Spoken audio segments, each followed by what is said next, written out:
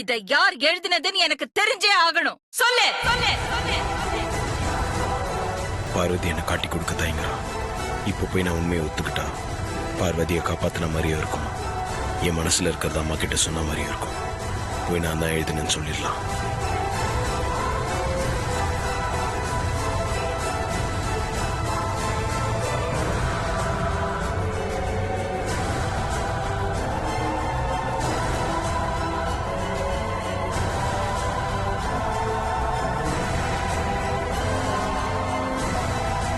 இந்த காதல் கவிதையெல்லாம் உனக்கு எழுதினது யாருடி? நான் தான்.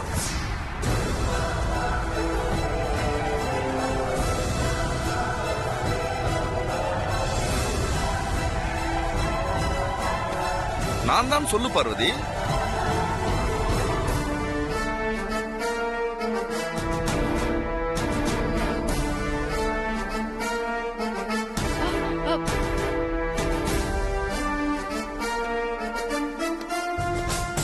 இது என்னோட டைரி தான் ஆண்டி. இதுல இருக்கிற எல்லா காதல் கவிதையும் பார்வதிக்காக நான் எழுதுனது. இவரையே இப்படி சொல்றாரு. என்ன சொல்ற குரு? உண்மையாவே நீ எழுதின கவிதையா? ஆமா ஆண்டி, நான் எழுதுனதுதான். அதுல உங்களுக்கு என்ன சந்தேகம்?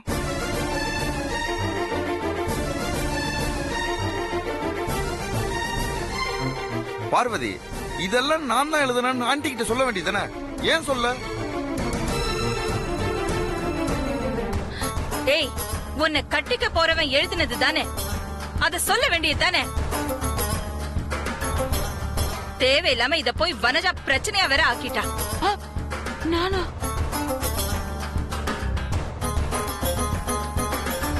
குரு, இந்தா. Thanks aunty.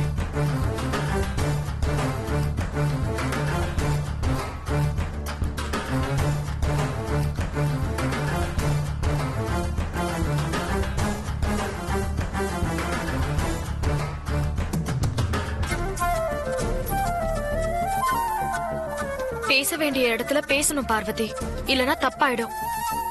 இப்ப குரு வந்து உண்மையை சொன்னதுனால நீ ஆண்டி கிட்ட இருந்து தப்பிச்சிட்ட. இல்லனா என்ன ஆயிருக்கும்? குருக்கு பார்வதி மேல செம லவ் போல.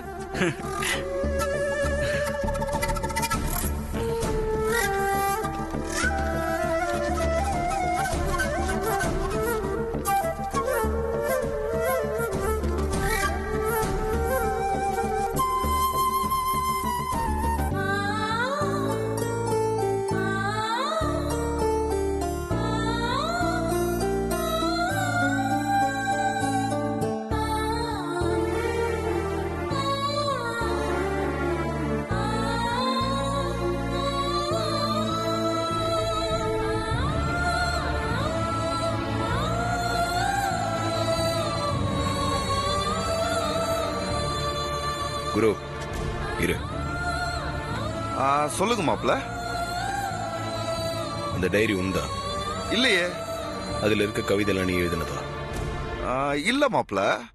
அப்புறம் எதுக்காக நீ எழுதுறன்னு போய் சொன்ன? மாப்ள, எனக்கு அழக ரசிக்க மட்டும்தான் தெரியும். இந்த மாதிரி உருகி உருகி எல்லாம் எனக்கு கவிதை எழுத தெரியாது. எவனோ பார்வதியை நினைச்சு உருகி உருகி கவிதை எழுதிருக்கான் மாப்ள. பார்வதியை ஆண்டி கிட்ட மாட்டிக்கிட்டான். அவளை காப்பாத்தணும்ல, அதுக்குதான் நான் போய் சொன்னேன். நான் அப்படி சொல்லலனா பார்வதிக்கு தானே பிரச்சனை.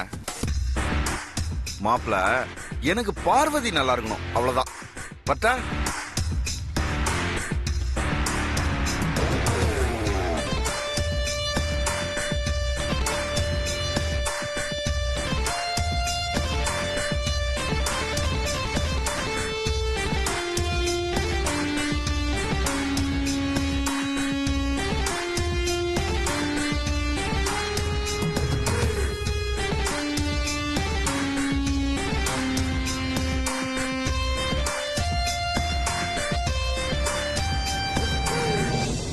கிராமத்து தேவதையே, உன் கண்ணுக்குள் இருப்பதென்ன காந்தமா?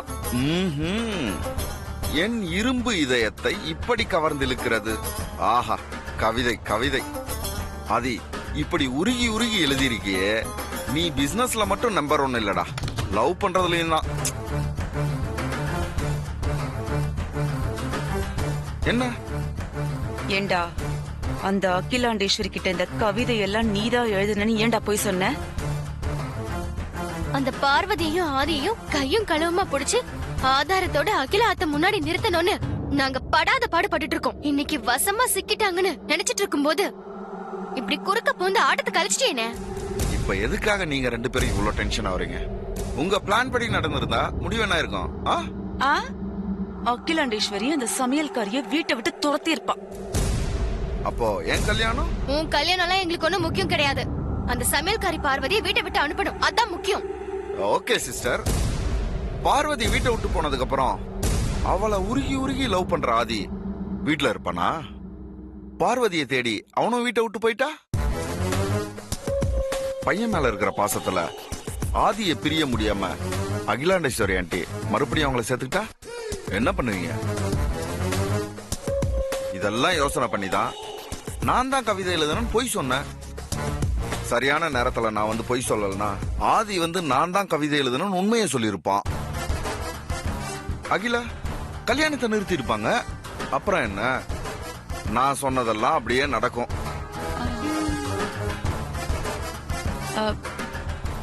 சரி குரு, நீ சொல்றதெல்லாம் சரிதான். இருந்தாலும் அத்த, எனக்கும் பார்வதிக்கும் கல்யாணம் நடக்கிற வரைக்கும் நீங்க ரெண்டு பேரும் கொஞ்சம் அமைதியா இருங்க. நான் அவளை கல்யாணம் பண்ணிட்டு மும்பை கூட்டு போயிட்டேன்னா அதுக்கப்புறம் உங்களுக்கு எந்த பிரச்சனையும் இருக்காது.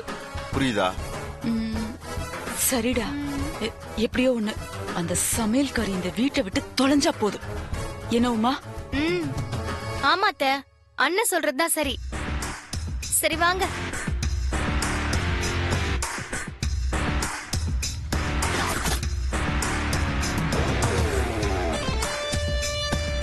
வாட்ஸ்அப்ல பார்வதி போட்டோ அனுப்பின உடனே பார்ட்டி கிட்ட போட்டோவை காமிச்சு அட்வான்ஸ் வேற வாங்கிட்டேன்.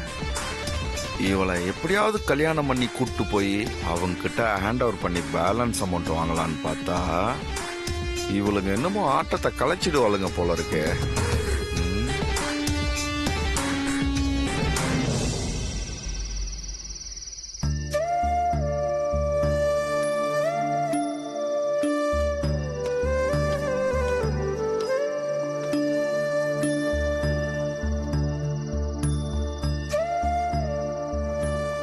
பார்வதி, நம்ம குழப்பத்துக்கு நான் எழுதின டைரி மூலியமா முடிவு கிடைச்சிரும்னு நினைச்சேன். ஆனா அந்த குரு எல்லாத்தையும் கெடுத்துட்டான். உன்னை ஒரு உயரமான இடத்துக்கு கூட்டிட்டு போய் என் மனசுல இருக்கிறத உன் கண்ணில் காட்டிட்டேன். உன் சம்மதத்தை கேட்டேன். ஆனா நீ எந்த பதிலுமே சொல்லாம வந்துட்ட. நீ படிச்சது வெறும் டைரி இல்ல பார்வதி, என் மனசு. அதுல நான் எழுதியிருந்தது வெறும் வார்த்தை இல்ல, என்னோட கனவு. என் கனவுக்கு உயிர் கொடுக்கணும், என் மனசுக்கு சந்தோஷம் கிடைக்கணும். அதுவும் நல்லதா முடியும். இப்படி அமைதியாவே இருக்காத பார்வதி. உன் மனசுல இருக்கிறது ஒரு வார்த்தையில சொல்லு. உன் வார்த்தைக்காக தானே ஏங்கிட்டு இருக்கேன். இப்படி பதிலே சொல்லாம இருந்தா என்ன அர்த்தம்?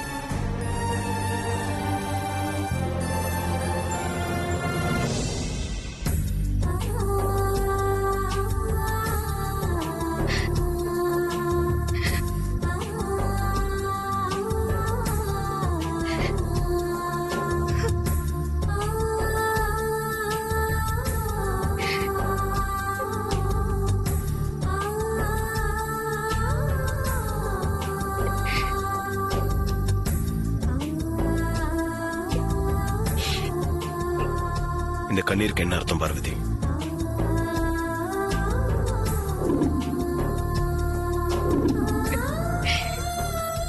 உன் அழுகையை நிறுத்திட்டு எனக்கு ஒரு பதில் சொல்லு. நாளைக்கு காலையில வரைக்கும் உனக்கு டைம் தரேன். அதுக்குள்ள நீ ஒரு நல்ல முடிவா சொன்னா நான் சந்தோஷப்படுவேன். அப்படி நீ பதில் சொல்லனா யாரும் எதிர்பார்க்காத ஒரு முடிவை நான் எடுப்பேன்.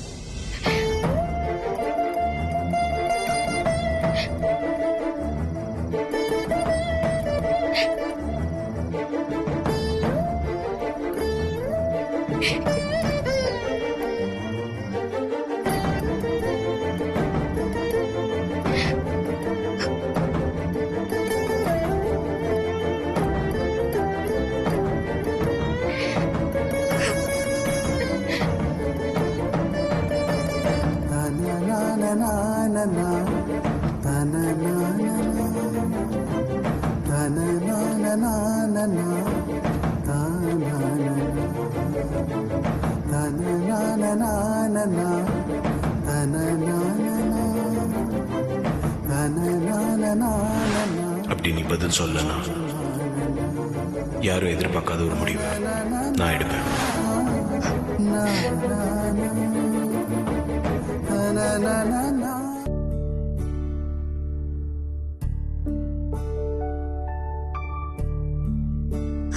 எனக்கு மட்டும் ஏமா இப்படி எல்லாம் நடக்குது?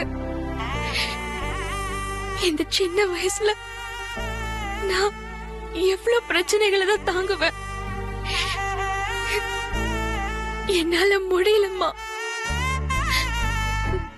பெரியயா திடீர்னு இப்படி எல்லாம் நடந்துக்குவார்னு நான் கொஞ்சம் கூட எதிர்பார்க்கலம்மா. அம்மா பார்வையில அந்த டைரி கிடைக்காம காப்பாத்திட்டேன். ஆனா காலையில நான் நல்ல முடிவை சொல்லலன்னா யாருமே எதிர்பார்க்காத ஒரு முடிவை எடுப்பேன்னு பெரியய்யா சொல்றாரு. அவர் என்ன பண்ண போறாரு, என்ன முடிவெடுக்க போறாருன்னு தெரியல. அத நினைச்சா எனக்கு பயமா இருக்குமா. நான் எந்த ஒரு சூழ்நிலையிலயும் அம்மாக்கு எதிரா நிக்க மாட்டேன்னு அம்மா கிட்ட வாக்கு கொடுத்திருக்கேன். ஆனா இப்போ அம்மாவா பெரியய்யாவா யார் வேணுங்கிற நிலைமையில இது என்ன கொண்டு வந்து விட்டுருக்கு. இப்ப நான் என்னமா முடிவெடுக்கிறது? இந்த சிக்கல்ல இருந்து தப்பிக்கணும்னா அதுக்கு எனக்கு ஒரு வழிதான் இருக்கு. அது இந்த உலகத்தை விட்டு நான் உன்கிட்ட வர்றதுதான்மா. ஆனா இப்ப எனக்கு அதுக்கும் வழி இல்லம்மா. தப்பான முடிவுக்கு போக மாட்டேன்னு அப்பாவுக்கு சத்தியம் செஞ்சு கொடுத்திருக்கேன். அப்பாவுக்கு கொடுத்த சத்தியத்தை என்னால மீற முடியாதுமா. நான் என்னம்மா பண்ணுவேன்?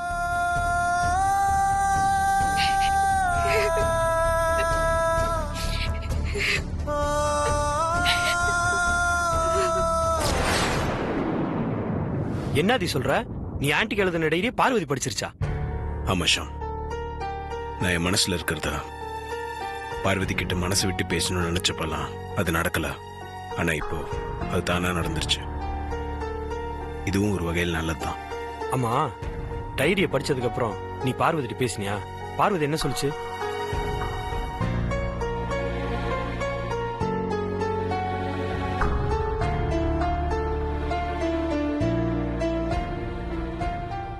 என்னாச்சு ஆதி? உன்னோட இந்த அமைதிக்கு என்ன அர்த்தம்? பார்வதி உன் காதலை ஏத்துக்க மாட்டேன்னு சொல்லிருச்சா? அப்படி எதுவும் சொல்ல. பார்வதி மனசுக்குள்ள என்ன இருக்குன்னு என்னால புரிஞ்சுக்க முடியல. நான் பேசின எதுக்குமே பார்வதி வாயை திறந்து ஒரு வார்த்தை கூட பேசல. பேச பேச அழுதுகிட்டே இருந்தா. பதிலே சொல்லாம அழுதுட்டு இருந்தா நான் என்ன பண்றது? அதனால பார்வதியோட முடிவை சொல்றதுக்கு நாளைக்கு காலையில வரைக்கும் டைம் கொடுத்துருக்கேன். பேசின வார்த்தைகளை விட பேசாத வார்த்தைக்கு தான் அர்த்தம் அதிகம் ஆதி. அதுவும் பொண்ணுங்களோட அமைதிக்கும் கண்ணீருக்கும் ஏகப்பட்ட அர்த்தம் இருக்கு. பார்வதியோட மனசுக்குள்ள அப்படி என்ன போராட்டம் இருக்குதோ என்னவோ. அது என்னவா இருந்தாலும் அதை என்கிட்ட மனசு விட்டு சொல்லியிருக்கலாம். அதுல பார்வதிக்கு என்ன தயக்கம்னு எனக்கு தெரியல. லவ் மேட்டர்ல பசங்க மாதிரி பொண்ணுங்க அவ்வளவு சீக்கிரத்துல ஒரு முடிவுக்கு வரமாட்டாங்க. ஆனா ஒரு முடிவு எடுத்துட்டா அதுக்கப்புறம் யாருக்காகவும் எதுக்காகவும் மாத்திக்க மாட்டாங்க. பார்வதி கிட்ட நீ கொஞ்சம் பொறுமையா பேசியிருக்கலாமே. இத்தனை நாள் நான் பொறுமையா இருந்ததாலதான் இப்ப எல்லாம் கைமீறி போயிடுச்சு. பார்வதியோட கல்யாணம் முடிவாகலன்னா கூட பரவாயில்ல. மாப்பிள்ளை வேற மும்பையில இருந்து வந்து இங்க உட்கார்ந்துட்டு இருக்கான். இதுக்கப்புறமும் நான் பொறுமையா இருக்க முடியுமா? நீ சொல்றது சரிதான் ஆதி.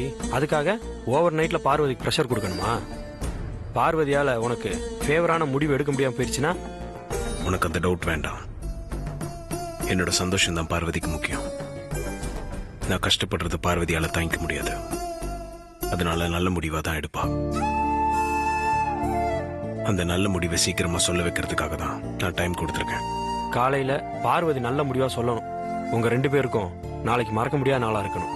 All the best. பை.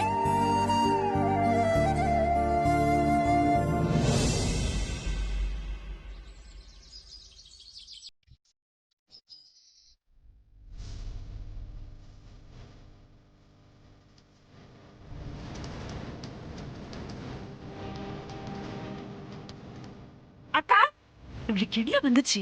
ஏன் இப்படி வாசல்ல உட்காந்துருக்கான்னு தெரியலையே. அக்கா அக்கா அக்கா என்ன வாசல்ல வந்து என்ன நடக்குதுன்னு பாருங்களேன். வனஜா, காலையிலேயே பிரச்சனைய ஆரம்பிச்சிட்டியா? வாசல்ல என்ன? எதுக்கு இப்ப இப்படி புலம்புற? அதை எப்படி சொல்றதுன்னு தெரியலக்கா. அந்த சமையல்காரி பார்வதிக்கு என்னமோ ஆயிடுச்சு. நீங்களே வந்து பாருங்களேன், அப்பதான் உங்களுக்கு தெரியும். பார்வதி மேல ஏதாவது ஒரு கம்ப்ளைண்ட் சொல்றதே உனக்கு வேலையா போச்சு இல்ல வனஜா? மாமா, நீங்க வெளிய வந்து பாத்தீங்கன்னா இந்த மாதிரி பேச மாட்டீங்க. இந்த சமையல்காரி பார்வதி சாமியார் கோலத்துல வாசல்ல உட்கார்ந்து தர்ணா பண்ற மாதிரி பண்ணிட்டு இருக்கான். அக்கா நீங்க வாங்கக்கா, வந்து பாருங்க. மா, வீட்டு வாசல்ல வந்து பாருங்கம்மா, பார்வதிக்கு என்னமோ ஆயிடுச்சு. பாத்தீங்களாக்கா, நான் இதைத்தானே சொல்லிட்டு இருக்கேன், வந்து பாருங்கக்கா. பார்வதிக்கு திடீர்னு என்ன ஆச்சுன்னு தெரியல ஆண்டி. வீட்டுக்கு முன்னாடி பார்வதி உட்கார்ந்துட்டு இருக்க கோலத்தை பார்த்தா காட்டுக்குள்ள முனிவர்கள் தவத்துல உட்கார்ந்துட்டு இருப்பாங்களே, அந்த மாதிரி இருக்கு.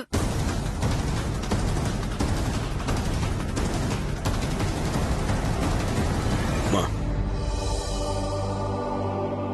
பார்வதி ஏன் இப்படி பண்றான்னு எனக்கு ஒன்றும் புரியல. அக்கா, இது வரைக்கும் நான் சொன்னேன், அப்ப நீங்க நம்பல. இப்ப அதையே சொல்லிட்டால, வந்து பாருங்கக்கா.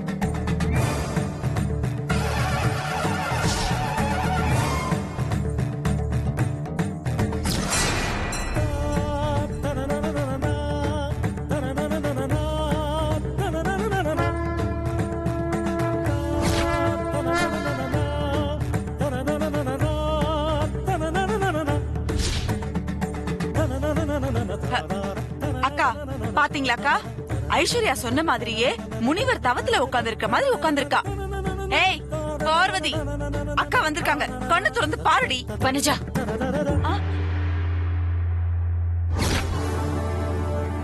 பார்வதியை யாரும் தொந்தரவு பண்ணக்கூடாது.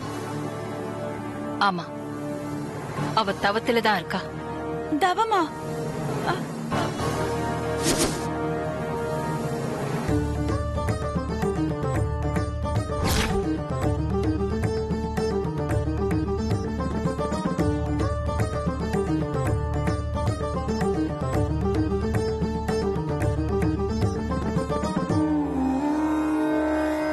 அம்மா என்ன இப்படி சொல்லிட்டு போறாங்க? இதுல ஏதோ இருக்கு. வாங்க ஆண்டி கிட்ட போய் சரி, கேட்கலாம். வாங்க போலாம்.